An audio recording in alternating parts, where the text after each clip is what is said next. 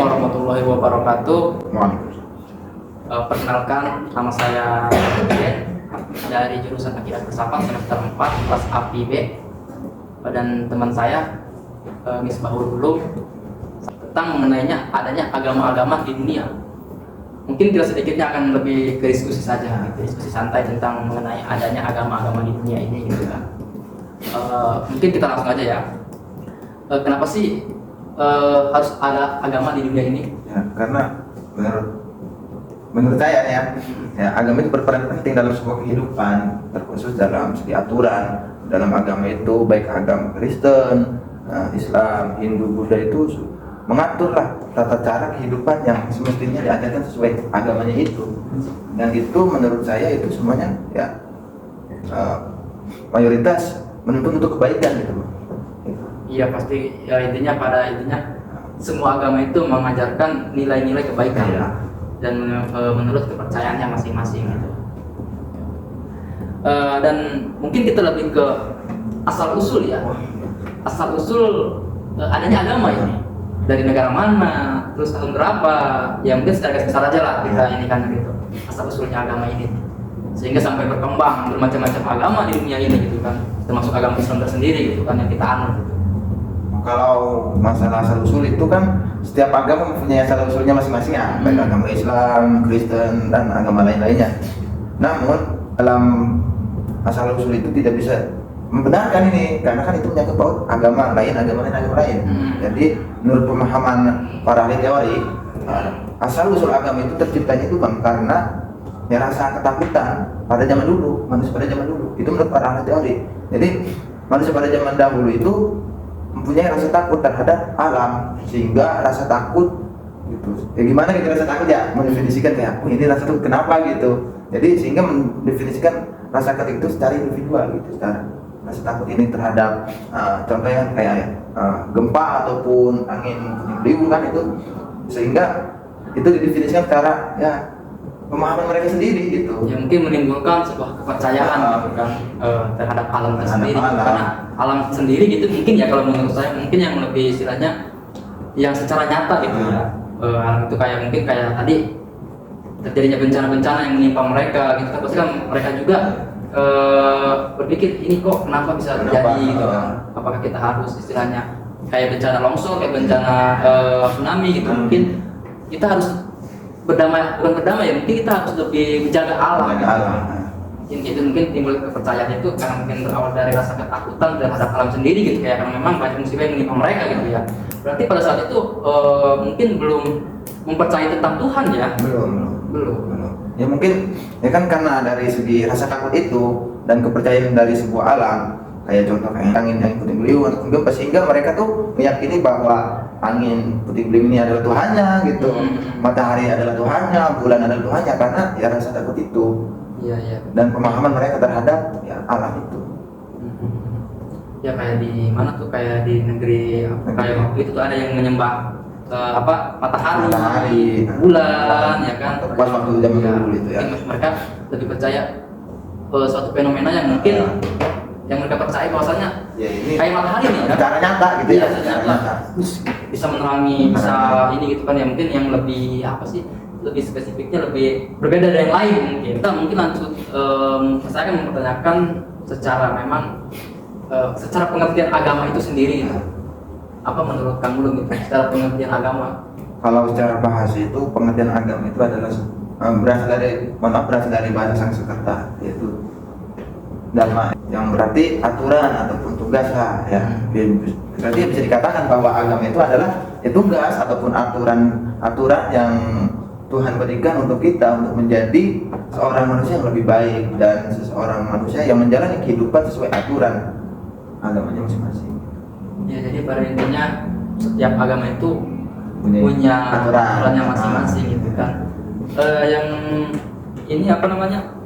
Menurut Kang Ulum sendiri nih, secara nilai-nilai yang agama yang apa sih yang dianut oleh agama Kang Ulum sendiri, apa sih nilai-nilainya?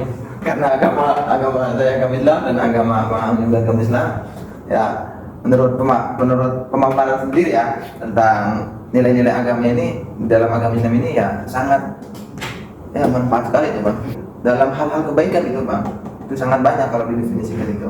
Ya, contohnya kan di dalam filsafat itu kan nanti kita akan mencari sebuah kebenaran tentang adanya Tuhan kan. Betul. Dan itu akan menjerumus kepada kalau di agama Islam tarekat gitu ya, semacam kayak tarekat-tarekat dan lain-lainnya itu untuk mengenalkan diri, maksudnya mencari Tuhan gitu melalui ya metode tarekat itu gitu.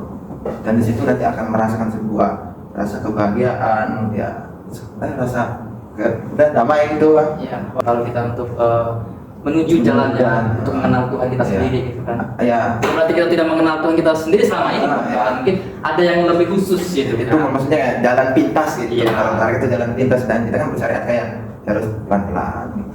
Iya. Apa ya namanya?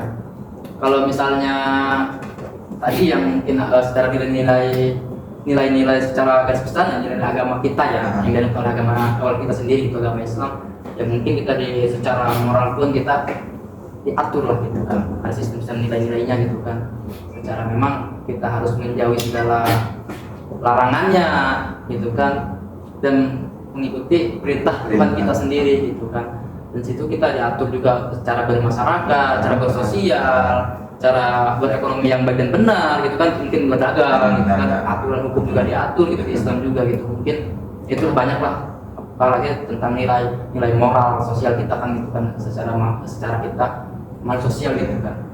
Iya, kalau saya apa menurut penelitian saya memang ya secara sendiri gitu, agama Islam sebenarnya agama Islam bukan bukan membenarkan agama Islam ini ya. Iya, ya kan ini menurut kita gitu, kita aja kita gitu, yang kan. memang agama kita yang paling benar kita gitu.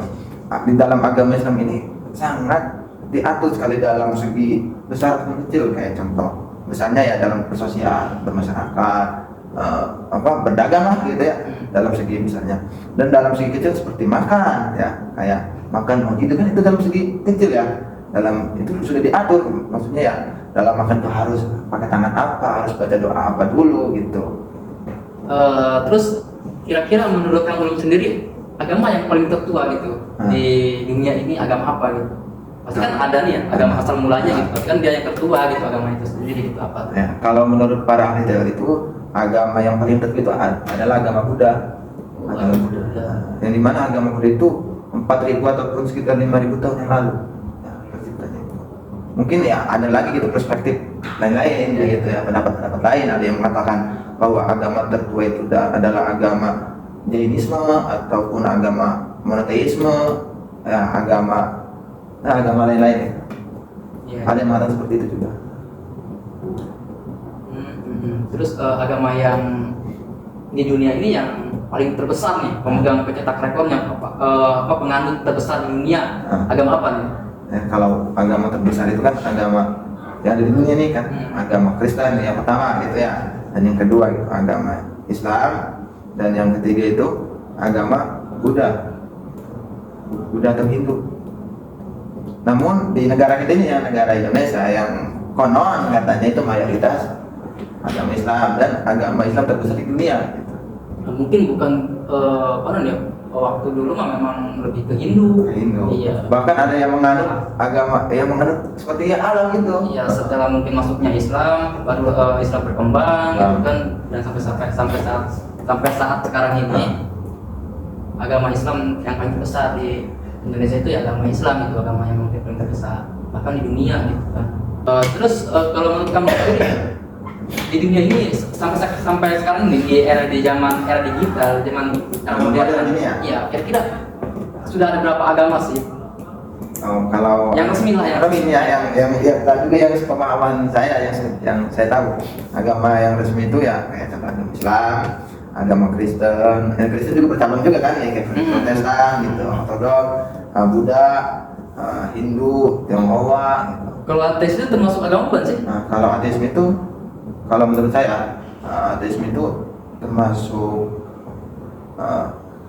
ya dia itu beragama sebenarnya, beragama. Namun dia tidak menisbatkan bahwa dia tuh mempercayai bahwa ada yang mengontrol ataupun mengatur dia tanpa sepengetahuan dia. Kayak contoh ya agama Islam itu. Ya makan lebih ke percaya ke rasional gitu kan, lebih ke percaya kayak secara materialisme.